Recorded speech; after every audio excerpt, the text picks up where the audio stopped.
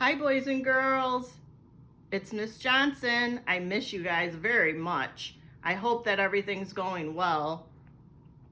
I wanted to read another story. It's called The Monster Who Ate My Peas. And I know that some of you guys don't like to eat your vegetables and some don't like to eat all your fruits. But you're going to see in this book that maybe you might just want to try them. It's written by Danny Schnitzlin and illustrated by Matt Faulkner.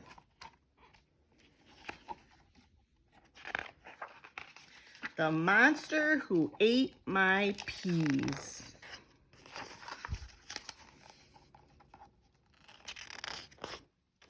It looks like a scary monster, but it's really not. He actually is made out of vegetables and things that kids don't like. But let's see what he does. Eat your peas, said my mom, or you won't get dessert. I said before peas, I would rather eat dirt. I know you don't want to, she said with a glare, but until they get eaten, you'll stay in your chair. I begged and I whined. I got down on my knees. Please, Mommy, don't make me eat all these peas. I stomped and I grumbled and I yelled and I pled. Why can't I eat corn or potatoes instead? Eat up those peas. Do it now, my mom said, or you'll get no ice cream and you'll go straight to bed. My mom left the kitchen. I poked at those peas. Their sickening smell made me weak in the knees.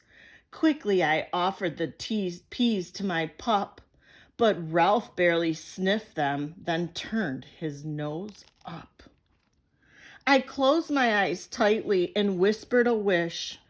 Please let these peas disappear from my dish. And something quite strange and mysterious occurred, almost as if somebody somewhere had heard. For night, right out of nowhere, a monster appeared. His hair looked like spinach, and so did his beard. His big, bloated body was broccoli, it's green, and his breath, when it sneered, reeked of rotten sardines. His eyeballs resembled a big Brussels sprouts. His little bumpy squash nose was sticking straight out. Large liver-like lips peeled back to reveal short teeth like a shark and a tongue like an eel. Long octopus tentacles writhed from his torso. Quite gruesome already, those arms made him more so.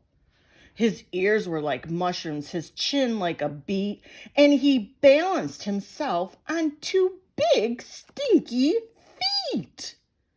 Just how he got in, I hadn't a clue. My heart skipped a beat as I asked, who are you?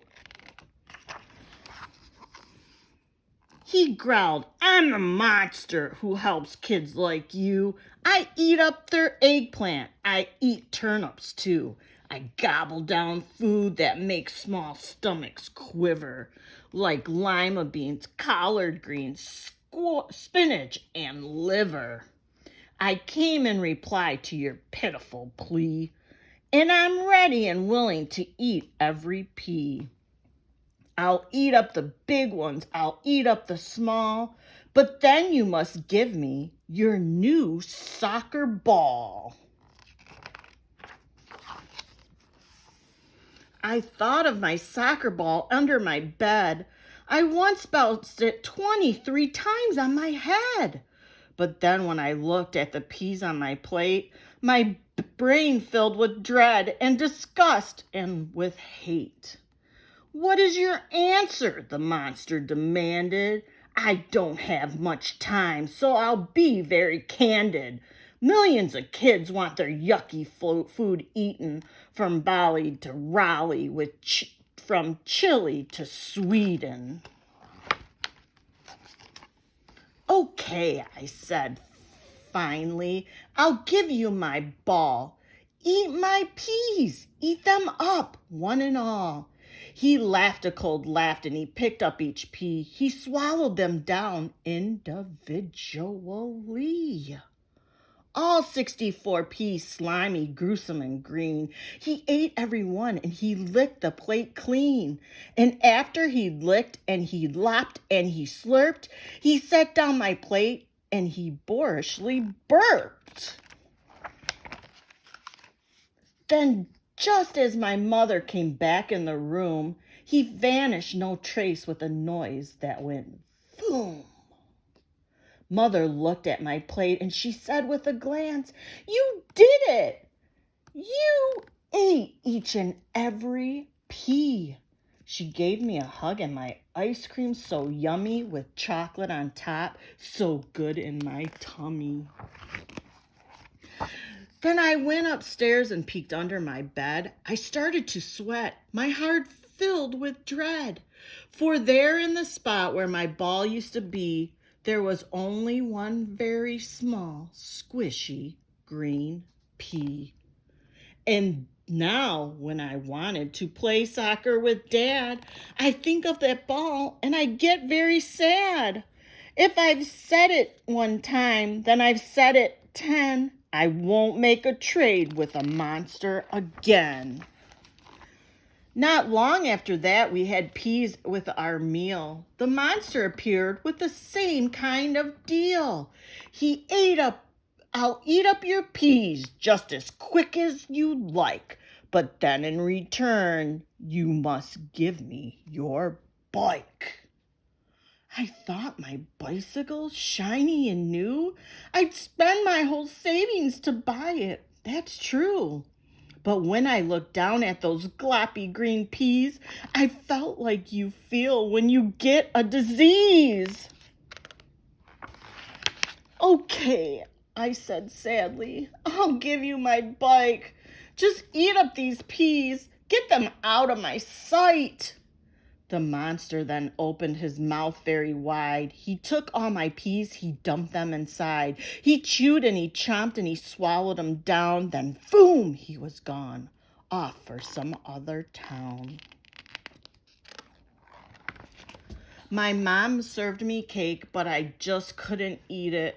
I walked to the door feeling down and defeated. I twisted the knob and I shuffled outside to get on my bike and go out for a ride. I looked all around and I started to cry. My bike wasn't there. I think you know why. And right in the space where my bike used to be, there was only one very small, mushy green pea. Now, when my friends take their bikes for a ride, they never ask me, so I stay home inside. If I said it one time, then I'll said it 10. I won't make a trade with a monster again. A week after that, there were peas in the stew. The monster showed up like he always would do. The words that he said made my whole body freeze. "Give me your puppy and I'll eat your peas." I looked down at Ralph. He gazed up at me. I looked at my plate and each ghostly green pea. "Come on," growled the monster. "I'm already late. Just give me your dog and I'll finish your plate." I looked at those peas and I just about gagged. I looked back at Ralph. His scuffy tail wagged. My puppy put his cold nose on my knee. I reached for my fork and I speared a small pea. I opened my mouth and I squished up my eyes. The pea touched my tongue and I got a surprise. That pea didn't taste like I thought it would. I had to admit that pea tasted good. I picked up another and chewed it and swallowed. Each pea tasted better than those it had followed. I ate every pea till there wasn't a trace, and Ralph thanked me kindly by licking my face. I turned to the monster, that grumpy old guy. I said, I don't need you. Tell him goodbye. But right in the spot where the monster had stood was only a pea, and it tasted quite good. And now there's not one single food I won't try. If others can eat it, well, then so can I. I'm happier now than I have ever been, and I never will trade with a monster again. The end. So, boys and girls, it's okay to try new foods, right?